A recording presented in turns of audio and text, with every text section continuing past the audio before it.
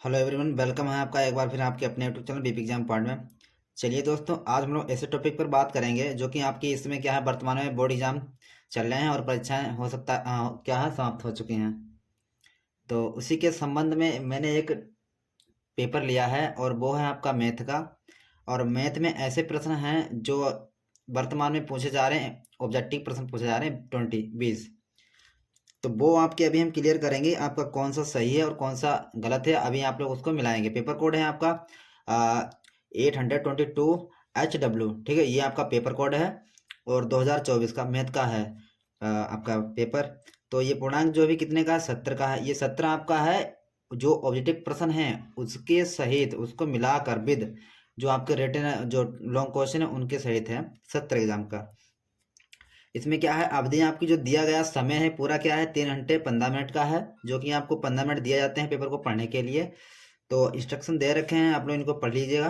अभी हम लोग बात करेंगे जो खंड आ में 1 से लेकर 20 तक के जो बहुगुले प्रश्न हैं उन पर बात करेंगे, जो कि ओएमआर शीट में आपको सिर्फ क्या है, गोला ही काला करना होता है। चलिए बात करते हैं। देखिए, इससे पहले मैंने लिया है आपका एक पे खंड आ में आए हम लोग। तो खंड आ में दे रखा है लासा। आपको लासा निकालना है। 12 कामा 21 इज इक्वल मतलब 84 दिया गया है। तो मासा 12 कामा 21 का क्या होगा। डेट इसमें यही पूछा गया है कि इसका मासा क्या होगा। तो अभी हम इसका मासा जो निकालेंगे, ठीक है। तो इसका मासा निकालना जो आंसर आपका आएगा वो आएगा 3, ठीक है। आप वो उसमें फार्मूला लगाएंगे, फर्स्ट संख्या मतलब सेकंड संख्या गुणे फर्स्ट संख्या गुणे सेकंड संख्या बराबर लासा गुणे मासा वाला। उसी से आपका ये प्रश्न सोल्व हो जाएगा और आंसर आपका आएगा 3, ठीक है। ज़्यादा डिटेल में बात नहीं करेंगे क्योंकि अगर डिटेल में बात करेंगे तो आपका वीडियो जो है लंबा हो जाएगा। और वीडियो के अंत तक बने रहिएगा। चैनल को लाइक सब्सक्राइब जरूर करना और ये वीडियो ज़्यादा से ज़्यादा शेयर करें ताकि उन लोग के पास ये पहुंच सके, आप लोग ऑब्जेक्टिव प्रश्न को आप लोग क्लियर कर सकें कि मैंने बोर्ड एग्जाम में कितने प्रश्न किए हैं। दूसरे प्रश्न से हम लोग बात करेंगे कि एक बक्से में 6 नीले कामा 4 सफ़ेद और 8 लाल कंचे हैं। यदि इस बक्से में से एक कंचा या दस्ता निकाला जाता है तो इसके नीले रंग के होने की प्रयिकता क्या होगी। देखिए इसमें कितने हैं, 6 4 और 8 हैं। कितने हैं, 6 4 और 8 हैं। अगर इसमें से क्या हम लोग निकाल लेंगे, टोटल जोड़िए कितना हो जाएगा, 6 4 14 और 8 कितना हुआ, 14। 6 6 4 10 और 4 18 हुआ। और हमें निकालने किसके हैं, निकालने हैं मुझे किसके, नीले रंग के, रंग के निकालने हैं। तो 18 से क्या मुझे भाग कर देंगे 6 से, तो आपको कितना हो जाएगा, 1/6 हो जाएगा। देट इज आपका हम लोग याद करेंगे कि आपका 6 18 जो ऊपर होगा मतलब 18 नीचे होगा, 6 ऊपर होगा। इसको डिवाइड करेंगे तो ये आपका हो जाएगा 1/3। तो आपका आंसर होगा 1/3। दूसरे प्रश्न में हम लोग बात करेंगे। अगले प्रश्न में हम लोग देखेंगे, प्रश्न नंबर आपका 3 है। किसी बारमाता बंटन के बहुलक था माध्यक क्रमशः 42 और 38.1 है। इसका माध्य क्या होगा, इसका मतलब हमें माध्य ही निकालना है। तो आप बहुलक इक्वल जो फार्मूला होता है उसको आप लोग यहाँ पर पुटअप करेंगे और उसके माध्यम से आपका जो आंसर होगा वो आ जाएगा आपका ये वाला, ठीक है। ये अप्रोक्स आएगा, लघु में आएगा, इतना आएगा, ठीक है। 36.15 ये आपका आंसर होगा। फिर हम लोग प्रश्न नंबर 4 में बात करेंगे कि वर्ग अंतराल आपका दे रखा है 0 से 5, 5 से 10 और 10 से 15, 15 से 20 और 20 से 25 ये दे रखा है। और भावार्ता आपकी इतने देखिए 7 11 15 और 18 और 9। तो इसमें उपयुक्त बताया गया है। उपयुक्त मतलब कहने का मतलब जो आपका सवाल दे रखा पहले, वृत्त बारमता बंटन का बहुलक वर्ग क्या होगा। तो मुझे ये देखा बारहमारता जो बहुलक होता है सबसे बड़ी संख्या को देखते हैं हम लोग। आप इसमें क्या है, बारहमारता में सबसे आपकी जो बड़ी संख्या है क्या है, 18 है। और 18 से ऊपर वाली संख्या एक किसके कौन से वर्ग अंतराल के अंतर आ रही है, तो आ रही है 15 से 20 में आ रही है। तो आपका ये आंसर हो जाएगा 15 से 20 वाला, ये आपका आंसर हो जाएगा।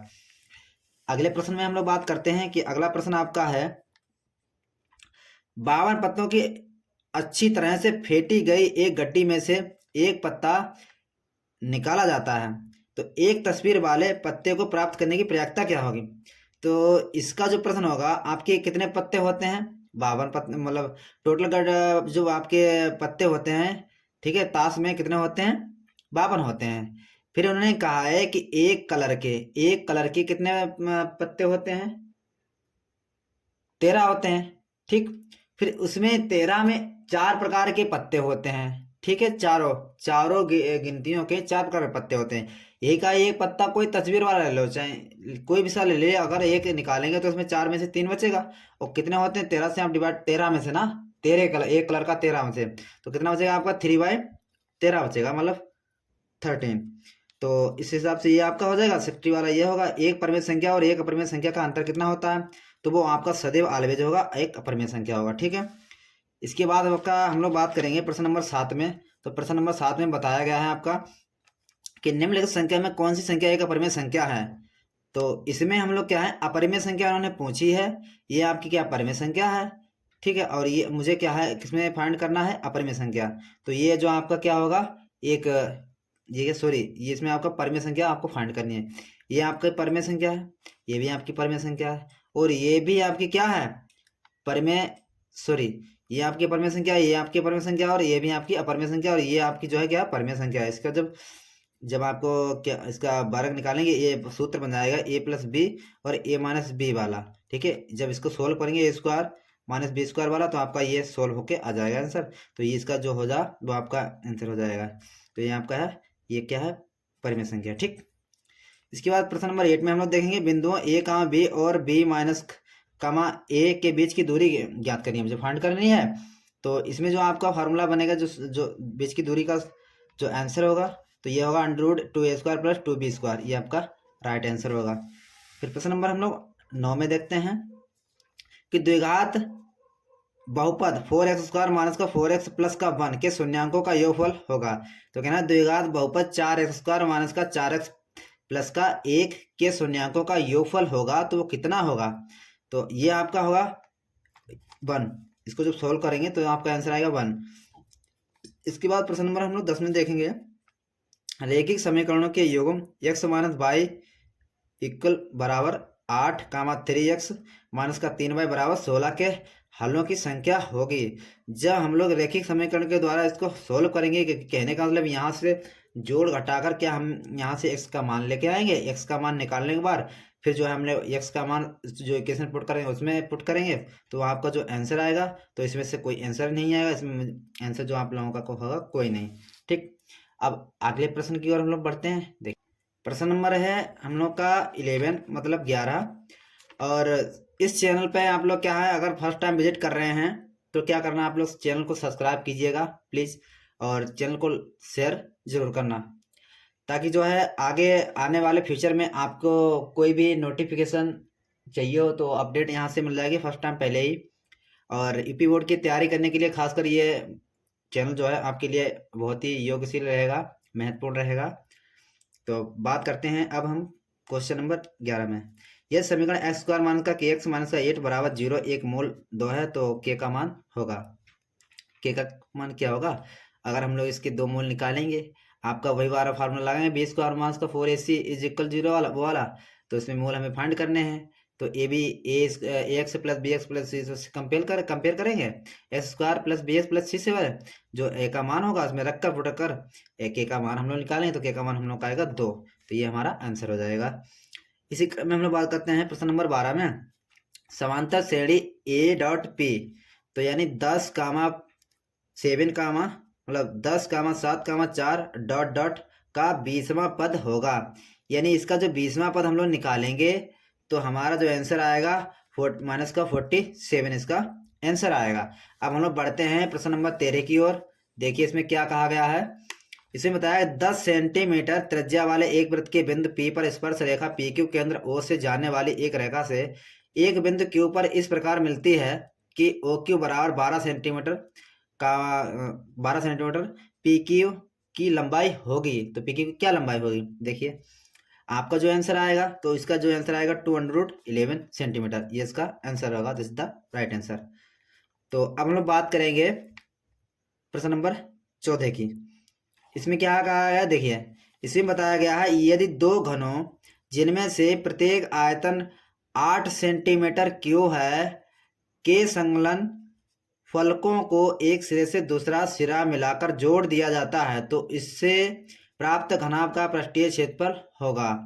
जब इसको हम लोग सोल्व करेंगे तो आपका यह जो आंसर आएगा, आपका आएगा सी इज द राइट आंसर, यानी आपका 40 सेंटीमीटर स्क्वायर, ये आपका आंसर होगा। क्योंकि अब वीडियो ज़्यादा ही लंबा हो रहा है, इसलिए इसको सोल्व नहीं करेंगे हम लोग, जल्दी कम टाइम में इसको कवर करेंगे। प्रश्न नंबर 15 है, यदि 14 सेंटीमीटर के एक वृत्त के त्रिज्यखंड का क्षेत्रफल 154 सेंटीमीटर स्क्वायर है तो त्रिज्यखंड का कोण होगा। तो ये इसका जो आंसर होगा 90 डिग्री होगा। This is the right answer, B आपका 90 डिग्री। इसके बाद हम लोग प्रश्न नंबर 16 की ओर बढ़ेंगे। 2 sin 30 इंटू कास 30 का मान होगा, जो इसका मान होगा तो इसका मान होगा आप लोगों का 300√3/2। ठीक है, सोल्व करने पर हमारा यही आंसर आएगा। प्रश्न नंबर 17 की ओर बढ़ते हैं। देखिए इसमें क्या है।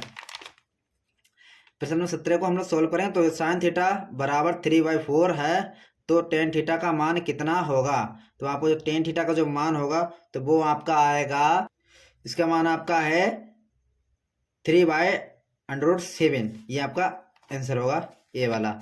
18 में हम लोग पढ़ेंगे cosec A plus cot A into 1 minus cosec A का मान होगा। जब इसको हम लोग सोल्व करेंगे तो इसका आंसर आपका आएगा साइन ए, यानी डी जो है आपका राइट आंसर है। साइन ए वाला आपका क्या है, राइट आंसर है।